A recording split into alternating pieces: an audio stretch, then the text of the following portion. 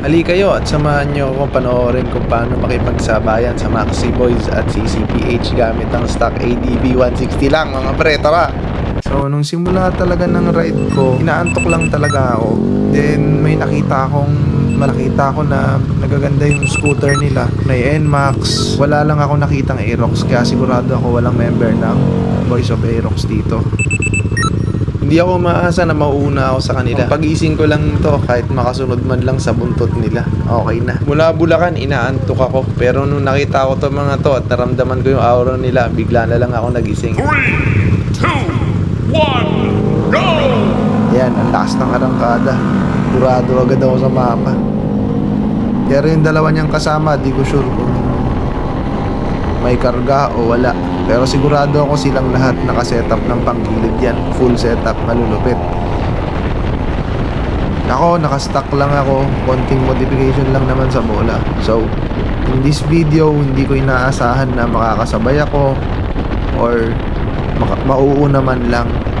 Hindi ako umaasa na mauuna ako. Umaasa lang ako na makakabuntot ako sa kanila. Yun na yung pinaka-goal ko.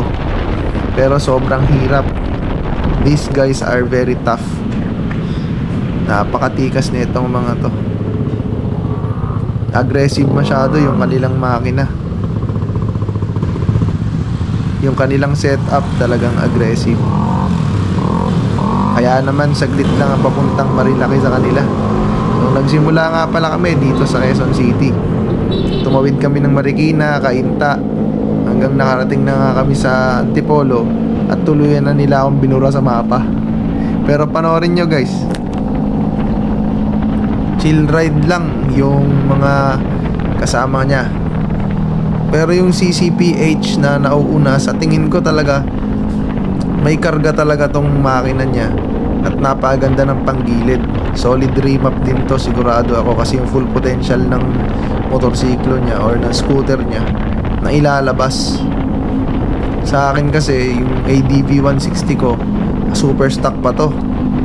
Hindi ko malabas yung full potential. So kahit i-full throttle ko na siya, wala rin naman ako magawa. Dito sa parting to, medyo chill pa kami. Nag-observe lang ako. Talagang hindi ako umaasa na mauuna ako. Hindi rin naman ako masyadong positive kung makakasabay ako. Magandang challenge lang to kasi inaantok ako. Minsan nakakaidlip ako, in which delikado. So naisip ko na lang na total lagi ko to nakikita yung mga umaakit sa Marilaki na to. Subukan ko na lang kayang sumabay sa kanila. Baka sakaling hindi pa ako antokin. Yun nga, hindi nga ako inantok. Napuno naman ako ng adrenaline. Chill ride lang si sir. Mamaya buburay na ako niya sa mapa. Sa may bandang Marcos Highway nga pala ako nasawi sa mapa. Dito nag-decide na akong unahan sila. Iniisip ko partida na nila yun sa akin. Actually sa part na to binigyan na nila ako ng magandang buwelo. A few moments later. 2 beses na yan! Imposibleng walang karga yan si sir. Isa lang ang kilala kong makakasabay dyan, si Kuya Josh. Naburan na nga sa mapa. Sinagad ko pa yung throttle ko. Sa mga panahon na to, nasa radar ko pa rin sila. Kikita ko yung dalawa niyang kasama. Nasa likod ko yung isa. Isa naman, nasa guide ko lang naman. At yung CCPH, naririnig ko pa rin yung makina nandun sa unahan. At dito nga ay pumipilit na ako at sinusubukan ko na isagad na yung full potential lang ng motor ko. Pero syempre nakalimiter pa rin tayo kasi hindi naman tayo naka-remap mga tol. At saka wala tayong karga. Kaya yun nga, ginamit na lang natin yung aerodynamics. Medyo dumapa na lang ako ng konti. Ayan. Dito ramdam ko na medyo seryoso na yung CCPH sa unahan. At sa masinag nga ay na-lost track na nga ako. So umasa ako na makikita ko sila dito sa Buso-Buso.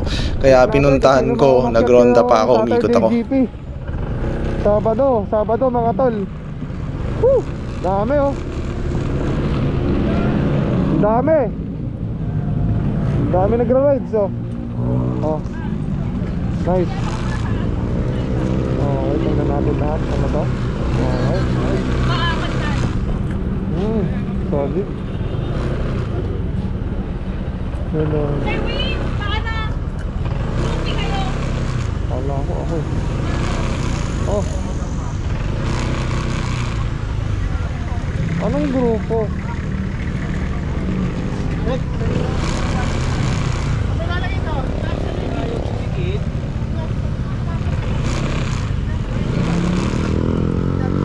Wala yung hinahanap ko.